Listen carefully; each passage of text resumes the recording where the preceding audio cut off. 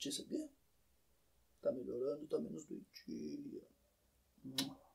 E aí, gurizada do Globalogia, beleza? Aqui é o Renan Freitas do canal Mais Afinal e hoje a gente vai falar sobre escala, tá? No quadro Terragrafia. Então vem comigo! Tu vai botar um monte de escala aqui, daí eu diminuindo, aumentando, e eu 1 para 1000, 1 para 2 milhões, tá? Então a gente vai falar sobre escala, que basicamente é um assunto que as pessoas elas tendem a achar que esse assunto é uma coisa de domínio da matemática, e é, de fato, as últimas questões do Enem caem em matemática e tal. A geografia ela faz até o cálculo de escala, mas para a geografia escala tem uma outra função de entendimento. Primeiro nós temos que entender o que é escala. Bom, a escala nada mais é do que a forma de eu conseguir medir distâncias numa projeção cartográfica, ou popularmente chamado de mapa, né? Então tem um mapa, eu preciso medir a distância de um ponto a outro, e essa distância de um ponto a outro vai estar em centímetros. Se eu tiver com uma régua, eu vou fazer aquela regrinha de 13, eu vou ter a distância real em quilômetros. Então é comum quando vocês veem um mapa, tá? 1 para 100 mil, 1 para 10 mil. Aquilo lá significa o quê? Uma parte daquilo é 10 mil quilômetros, ou uma parte daquilo é 100 mil quilômetros. Dito isso, ok? Buenas? A gente tem que avançar um pouco agora, porque a gente tem dois tipos de escala. Nós temos a escala gráfica e a escala numérica, e ambas são usadas, mas a que é melhor no sentido de, por exemplo, se eu vou projetar um mapa numa parede, ele vai mudar de tamanho à medida que eu for afastar o projetor,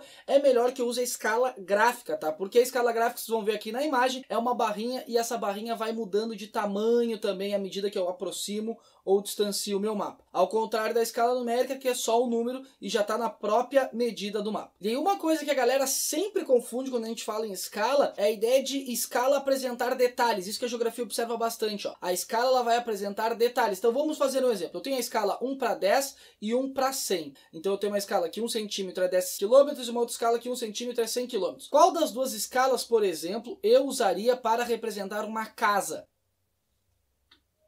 Repete a pergunta.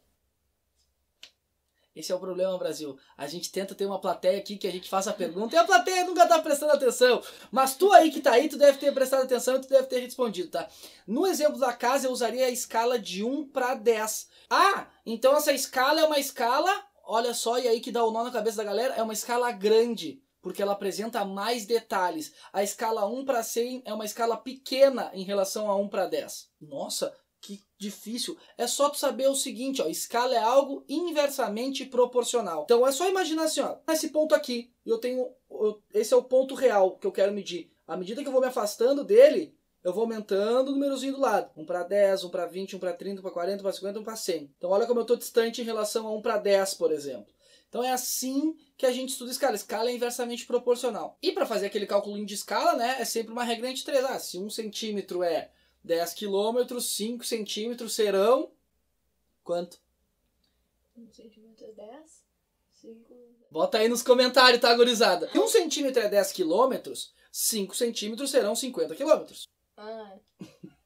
Pessoal, isso é tudo de propósito, viu, pessoal? Eu super sei de escala e matemática. Tá, então essa é a parte mais matemática da escala, é a parte pra gente conseguir entender as distâncias nos mapas e tal, mas tem uma outra área que a escala usa, que as pessoas elas entendem pouco, na verdade, porque não é muito explorada aí, às vezes pelos professores de geografia, que é o seguinte, eu consigo avaliar escalas, por exemplo, eu consigo, entendendo escala, eu consigo entender como funciona, por exemplo, a política do Brasil. Então presta atenção nisso aqui. Eu tenho uma coisa chamada Constituição Federal, que seria a lei maior, então ela é o que... Tudo deve ser respeitado, né? Nada pode ser feito que a Constituição Federal diga que não pode ser feito. Ai, mas as pessoas fazem... A gente sabe que as pessoas fazem, as pessoas... né? Estou falando em termos de teoria. E daí eu tenho a seguinte coisa, ó. Dentro do Executivo, né? Eu tenho 3 poderes, Executivo, Legislativo e Judiciário.